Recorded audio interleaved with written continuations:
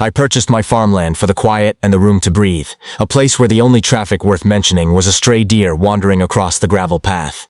That calm lasted roughly a year before the community on the other side of the hill discovered the side trail cutting through my property and started treating it as a shortcut.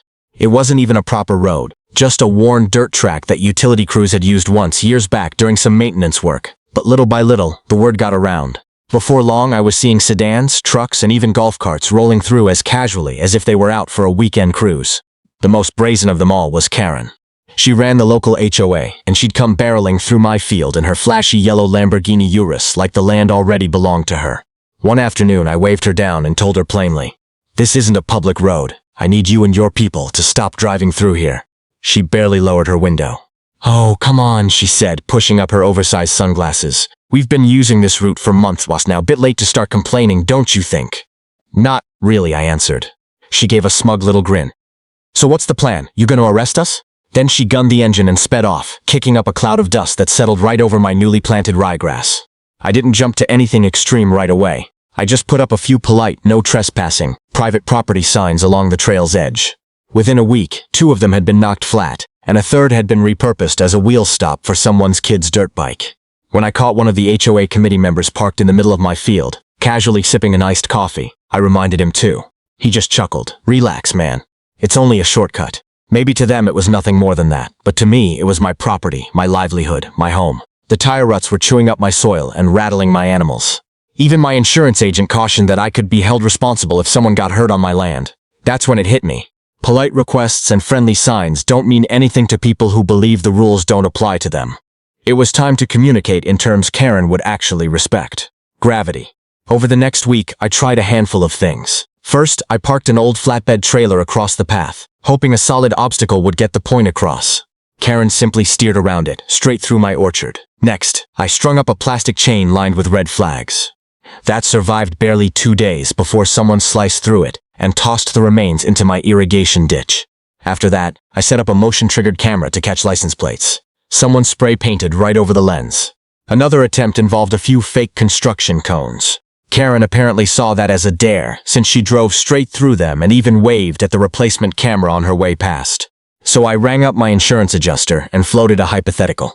If I dug a trench across a section of unused land on my own property, clearly marked with warning signs, would that create any liability issue? He explained that as long as it stayed on my land, didn't block any easement or official roadway, and the danger was clearly marked, I was fully within my rights. That settled it.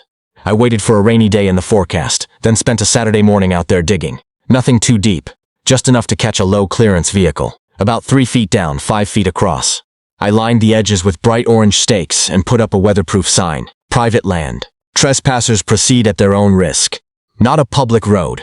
Then I lightly covered the trench with a tarp and scattered straw over it, just enough to hide how deep it really went.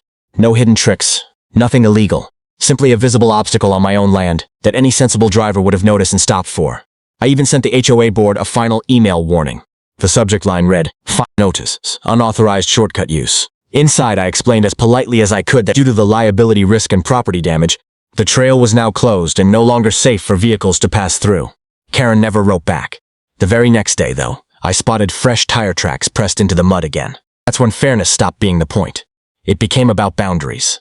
Standing there, staring at those fresh tracks cutting across my soaked field, I understood with total certainty that Karen wasn't going to stop on her own. Something was going to have to force her to. And that something was already sitting, waiting, in the mud. It was a Tuesday afternoon, the kind where the sky threatens rain but never quite delivers, just enough to leave the ground soft and slippery. I was on the porch with a thermos of coffee, keeping an eye on the ridge. I'd started listening for engines by then, especially hers, since that Urus was anything but quiet. Sure enough, I heard her coming before I ever saw her. That deep, throaty rumble of a twin-turbo V8 rolling across my pasture like a warning shot. She came over the hill and down the trail, tires flinging mud, as fearless as always, still convinced nothing could touch her, until it did. She hit the trench doing at least 25. The front wheels dropped first, the nose slamming down hard, then the rear end kicked up like a seesaw before crashing back down with a heavy metallic thud. The Urus sat there, tilted, stuck fast, steam hissing out from somewhere underneath. For a solid 10 seconds, she didn't move a muscle. Then the driver's door swung open, and Karen stepped out, staring at the wreck like she couldn't process what had just happened. Her designer boots sank straight into the mud as she stormed around the vehicle, shouting into her phone. I didn't move from the porch, just kept sipping my coffee. The tow truck showed up 40 minutes later. The tow truck driver took one glance at the situation, let out a low whistle, and said, "Man, this is gonna cost a small fortune." I stayed out of it.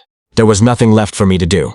As they worked to pull the SUV free, I caught the unmistakable sound of metal grinding against metal. The undercarriage scraped hard.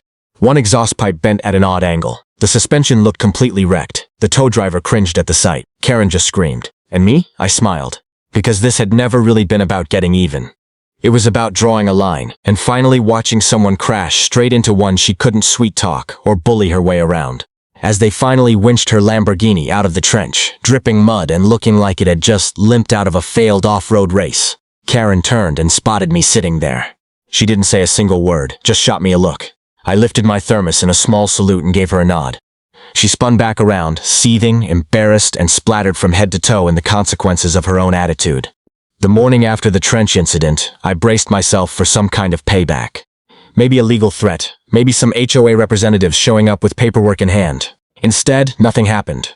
Not the peaceful kind of quiet. The kind that quietly builds like pressure trapped in a sealed pipe. By Thursday, a thick envelope landed in my mailbox. Official HOA letterhead, written in all caps, packed with legal jargon. They were demanding an explanation for the obstruction I'd placed along a route residents had supposedly used for years. My response was a single line. The route in question sits entirely on private property, was never designated as an easement, and had been clearly marked as closed.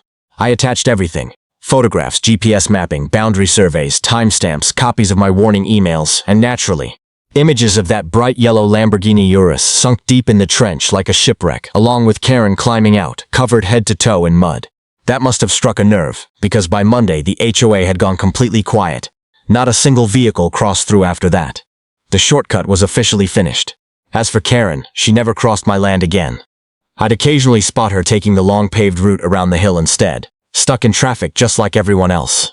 Word got around that the dealership had denied warranty coverage on the Urus repairs, citing owner negligence.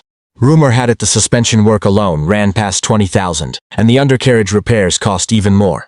Karen, who used to cruise around like royalty behind the wheel of her turbocharged status symbol, now quietly avoided making eye contact whenever our paths crossed in town.